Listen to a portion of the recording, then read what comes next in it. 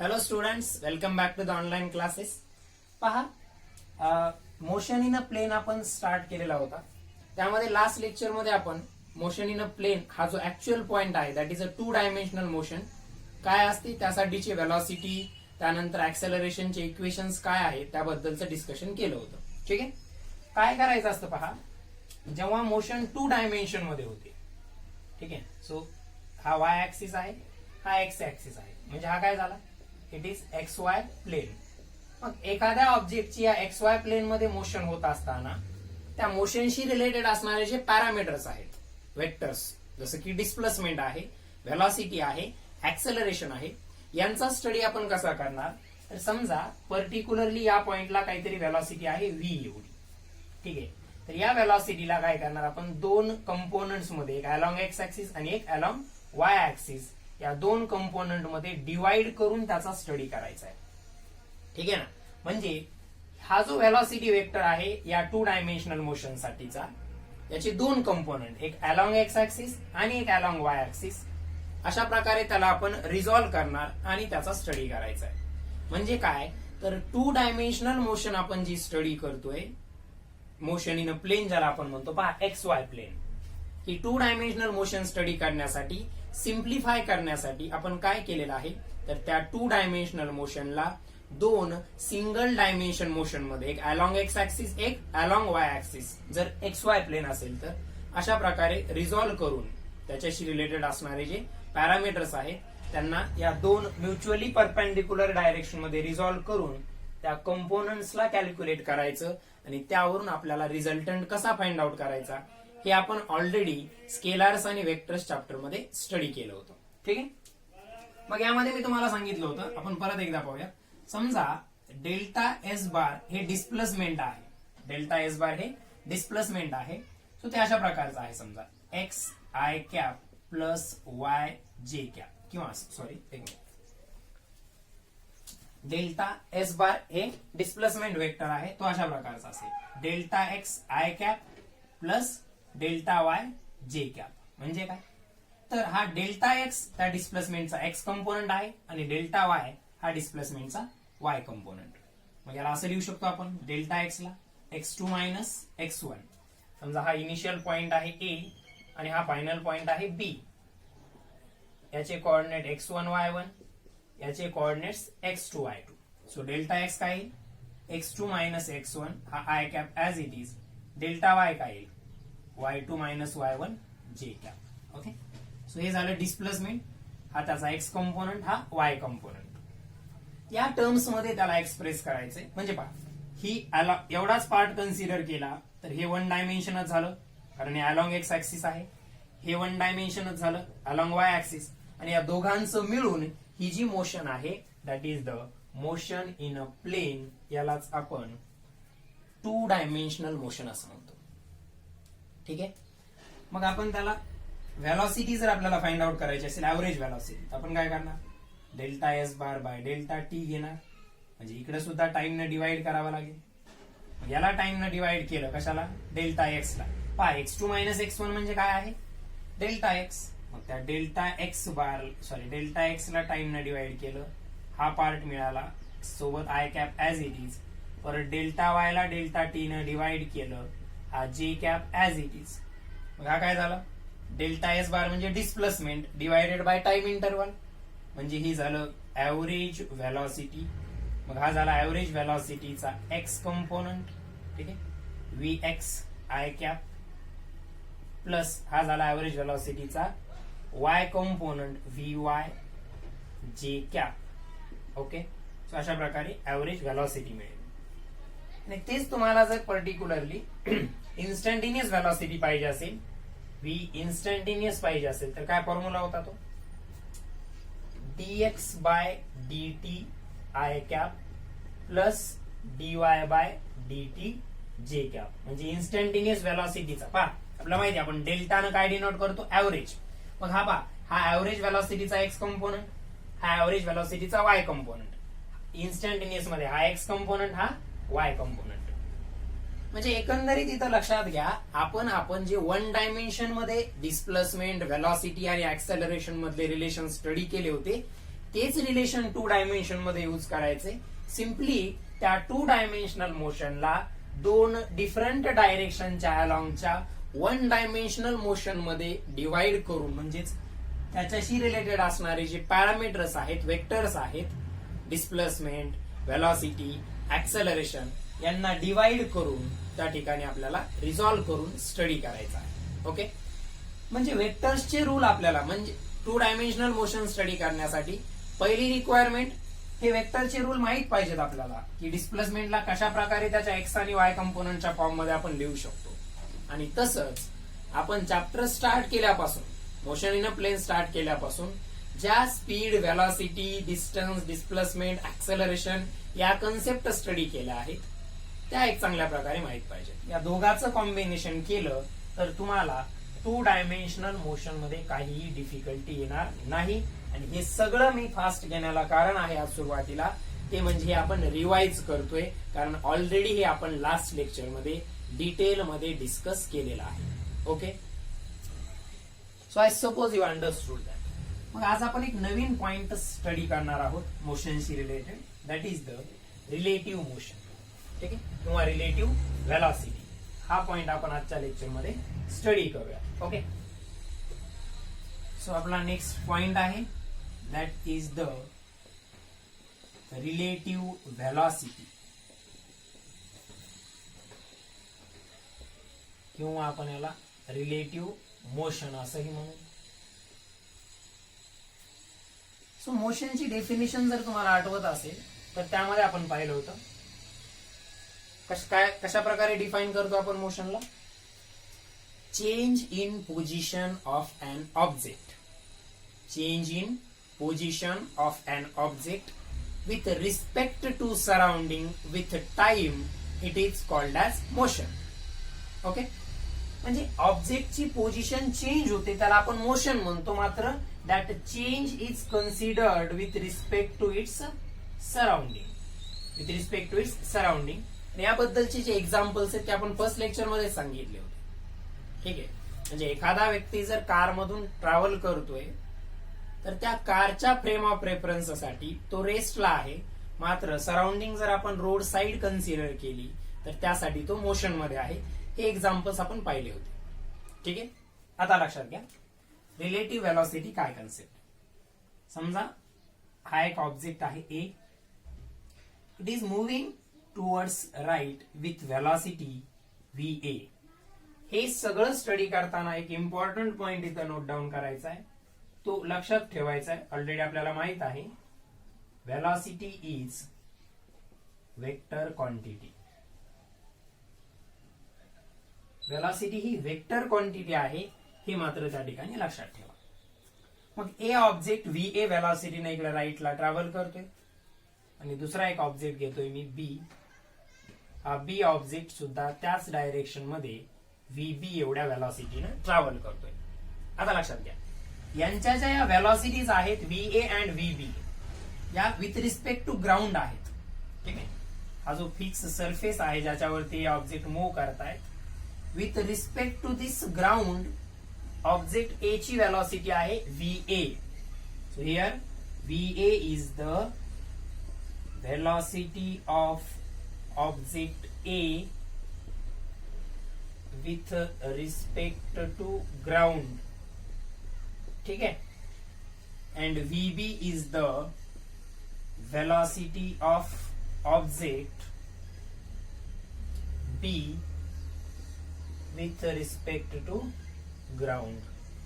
Okay, VA A object ची velocity आहे with respect to ground, and VB ही B ऑब्जेक्टची व्हेलॉसिटी आहे विथ रिस्पेक्ट टू ग्राउंड. आपल्याला कॅल्क्युलेट काय करायचं, रिलेटिव्ह व्हेलॉसिटीज. रिलेटिव्ह व्हेलॉसिटी म्हणजे काय, velocity of A with respect to B and velocity of B with respect to A. So त्यासाठीचा formula काय आहे ते लक्षात घ्या. ते पहा VAB. VAB म्हणजे काय, velocity of A with respect to velocity of B. velocity of A with respect to velocity of B. आणि त्यासाठी हा फॉर्म्युला यूज करावा लागेल VA मायनस VB. काय फॉर्म्युला यूज करावा लागेल, VA minus VB. For example लक्षात घ्या, समजा VA ची जी व्हॅल्यू आहे ती आहे 50 किलोमीटर पर आवर आणि VB ची जी व्हॅल्यू आहे ती आहे समजा 30 किलोमीटर पर आवर. म्हणजे काय, ए ची with respect to ground velocity किती आहे 50 किलोमीटर पर आवर आणि ए ची विथ रिस्पेक्ट बी ची with respect to ground velocity किती आहे 30 किलोमीटर पर आवर. ठीक आहे, हेच तुम्हाला हे फाइंड आउट करायचं आहे, VA बार VB बार. इथे लक्षात घ्या, हे कॅल्क्युलेशन करताना व्हेलॉसिटी ही एक वेक्टर क्वांटिटी आहे हे मात्र विसरता कामा नये, कारण इथं हे ऍडिशन सबस्ट्रॅक्शन करताना आपल्याला वेक्टर्सचे रूल वापरायचे आहेत. मग हे जर असं कॅल्क्युलेट करायचं तुम्हाला VBA म्हणजे velocity of B with respect to A, तर हे येईल VB bar minus VA bar. सध्या आपण सिंपल घेतलेलं आहे की दोघंही सेम डायरेक्शन मध्ये म्हणजे एकाच स्ट्रेट लाईनच्या अलॉंग मूव्ह करतायत. म्हणजे सध्या आपण जे रिलेटिव्ह व्हेलॉसिटी स्टडी करतोय ते 1 डायमेन्शन मध्ये आहे, त्यानंतर आपण ते 2 डायमेन्शन साठी पाहूयात. ठीक आहे, किंवा असं कन्सिडर करा, याची आपण मॅक्झिमम घेऊयात, याची 80 घेऊयात. ओके, आणि याची किती घेतली आपण 50. सो पहा, तुम्ही जर या फॉर्म्युल्यामध्ये व्हॅल्यूज पुट केल्या तर velocity of B with respect to A किती येईल 80 मायनस 50 दॅट इज 30. ओके, पहा या एक्झाम्पलला आपण सॉल्व्ह करू. व्हेलॉसिटी बी ची किती आहे actually with respect to ground 80 kilometre per hour आणि ए ची किती आहे with respect to ground 50 kilometre per आवर.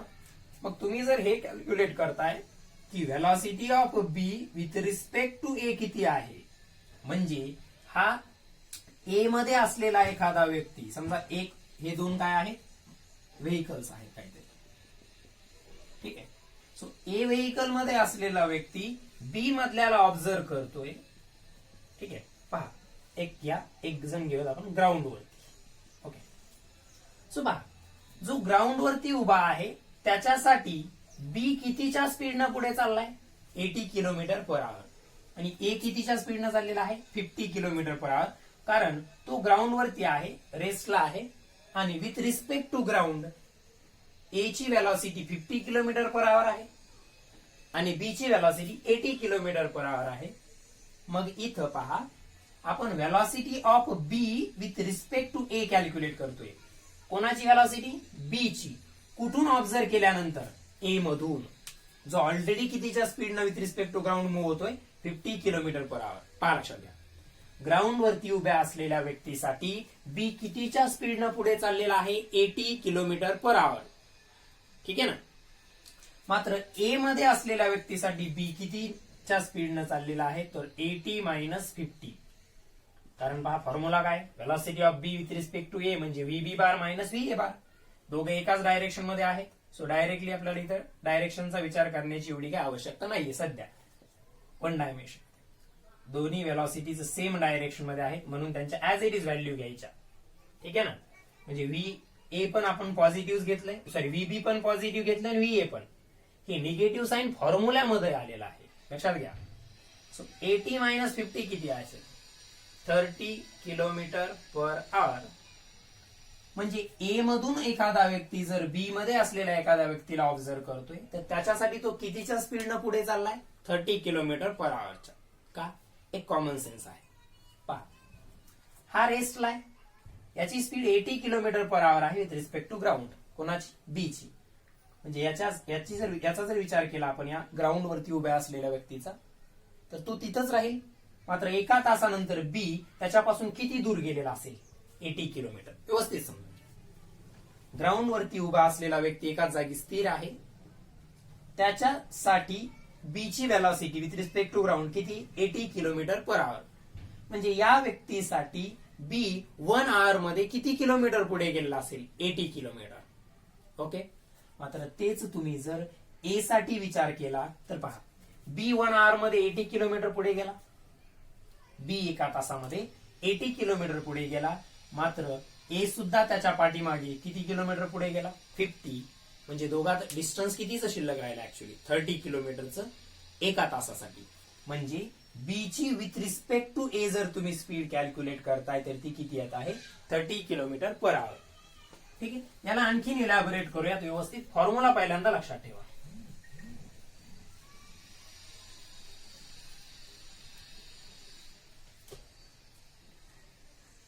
ठीक आहे, सो फॉर्म्युला काय आहे? Velocity of B with respect to A is equals to VB bar minus VA bar. Okay, आता लक्षात घ्या. समजा हे डिस्टन्स आहे इथून काहीतरी, हे इथं आहे सध्या. ओके, आणि हा बी इथं आहे, बी सुद्धा इथंच आहे. समजा दोन्ही सोबतच घेऊयात आपण. ओके, बी इथं आहे. सो हा ए, हा बी, याची इकडे वेलॉसिटी आहे व्ही ए इक्वल्स टू, आत्ताच एक्झाम्पल घेतोय मी, 50 किलोमीटर पर आवर, आणि याची वेलॉसिटी आहे V B equals to 80 kilometre per hour. म्हणजे काय झालं लक्षात घ्या. आणि इथंच ग्राउंड वरती एक व्यक्ती उभा आहे. ठीक आहे, हे सगळे सध्या एकाच ठिकाणी आहेत. आता एका तासानंतरची कंडिशन पहा काय असेल. आफ्टर 1 आवर नंतरची कंडिशन काय असेल? 1 आवर नंतर ए कुठे पोहोचलेला असेल? ए त्या ओरिजिनल पोझिशन पासून किती किलोमीटर गेला असेल? 50 किलोमीटर. कारण त्याची स्पीड काय? 50 किलोमीटर पर आवर. म्हणजे एका तासामध्ये तो 50 किलोमीटरचा डिस्टन्स कव्हर करतो. ओके, मग इथून हा निघाला तर एका तासामध्ये इथं पोहोचला. हे जे डिस्टन्स आहे हे आहे 50 किलोमीटर. ओके, आणि तोच बी, त्याची स्पीड 80 किलोमीटर पर आवर आहे. म्हणजे तो 1 आवर मध्ये किती डिस्टन्स पुढे गेला? इथून निघालेला तो इकडे कुठेतरी आला असेल, 80 किलोमीटर एवढं डिस्टन्स त्यानं कव्हर केलं. म्हणजे हा 80 किलोमीटरचं डिस्टन्स कव्हर करून गेला. म्हणजे 1 आवर नंतरची कंडिशन काय असेल? ए इथं असेल.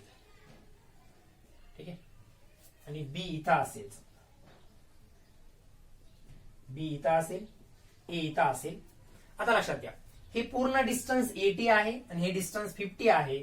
म्हणजे हे जे डिस्टन्स इथं शिल्लक राहिलंय, हे डिस्टन्स किती झालं? 30 किलोमीटर. पहा व्यवस्थित लक्षात घ्या.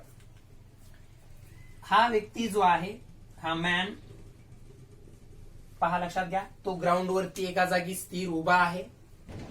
ए या डायरेक्शन मध्ये 50 किलोमीटर आवरच्या स्पीडनं चाललेला आहे, आणि बी त्याच डायरेक्शन मध्ये, ते व्हेकल आहेत. ठीक आहे, ए आणि बी काय आहेत? वाहनं आहेत, व्हेकल्स आहेत. तो कितीच्या स्पीडनं चालला? 80 किलोमीटर पर आवर. म्हणजे एका तासात तो किती डिस्टन्स कव्हर करतो? 80. आता लक्षात घ्या, या मॅन साठी जर तुम्ही विचार केला तर 1 आवर मध्ये ए किती दूर गेलाय त्याच्यापासून? 50 किलोमीटर. बी किती दूर गेलाय त्याच्यासाठी? 80 किलोमीटर. मात्र ए साठी बी किती दूर गेलाय? हा बी ऍक्च्युली 80 किलोमीटर पुढे गेलाय आणि ए 50 किलोमीटर गेलाय. मात्र ए साठी बी किती पुढे गेलाय? फक्त 30 किलोमीटर. कारण एका तासानंतर ए आणि बी मध्ये किती डिस्टन्स शिल्लक राहणार आहे? 30च. कारण हा जरी 80 पुढे गेला असेल तर हा सुद्धा 50 पुढे गेलाय. म्हणजे एका तासानंतर त्यांच्यात डिस्टन्स किती शिल्लक राहिलं? 30 किलोमीटर. किती शिल्लक राहिलं? 30 किलोमीटर. सो या कंडिशन मध्ये आपल्या लक्षात येतं की या मॅन साठी जो एका जागी रेस्टला आहे ग्राउंड वरती, त्याच्यासाठी ए ची स्पीड 50 किलोमीटर पर आवर आहे, बी ची त्याच्यासाठी 80 किलोमीटर पर आवर आहे. मात्र बी ची with respect to A, B ची velocity of B with respect to A ही व्हीबी मायनस व्हीए येईल. म्हणजे 80 मायनस 50, त्याचा आन्सर आलं 30 किलोमीटर पर आवर. पहा, इथं मी तुम्हाला ते इलॅबोरेट करून, एक्सप्लेन करून सांगितलेलं आहे ते का. ठीक आहे, तर रिलेटिव्ह म्हणजे त्यांची एकमेकांच्या रिस्पेक्ट मध्ये असलेली वेलॉसिटी. मग तेच आपण जर व्हीएबी कॅल्क्युलेट केलं, VAB bar that is VA bar minus VB bar, so it is equals to 50 minus 80, that is the minus 30 kilometre per आवर.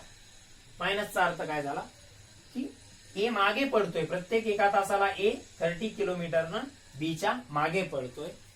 ठीक आहे, आणि बी पुढे जातोय, म्हणून हे मायनस साइन आलं. साइन कन्व्हेन्शन आहे ते.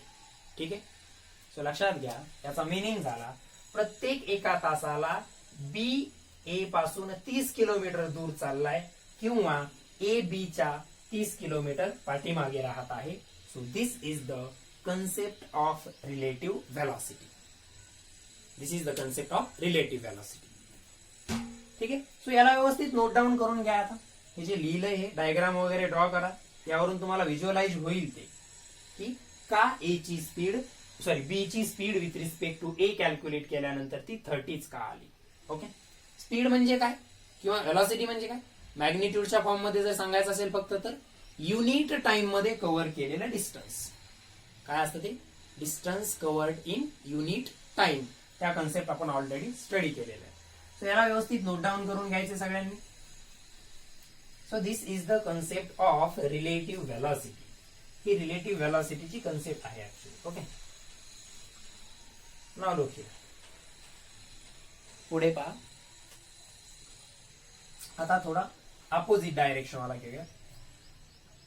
मग समजा इथं आहे ए आणि इथंच आहे बी. सध्या दोघेही एकाच ठिकाणी आहे. हा इकडे जाणार आहे. ए इक्वल्स टू, तेच एक्झाम्पल घेऊया, 50 किलोमीटर पर आवर आणि बी इकडे जात आहे. स्पीड आहे 80 किलोमीटर पर आवर. ओके.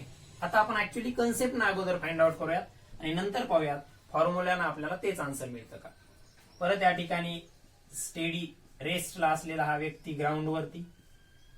आता with respect to this man which is at rest on the ground, velocity of A is 50 kilometre per hour. म्हणजेच ए ची with respect to ground velocity काय आहे, 50 किलोमीटर पर आवर.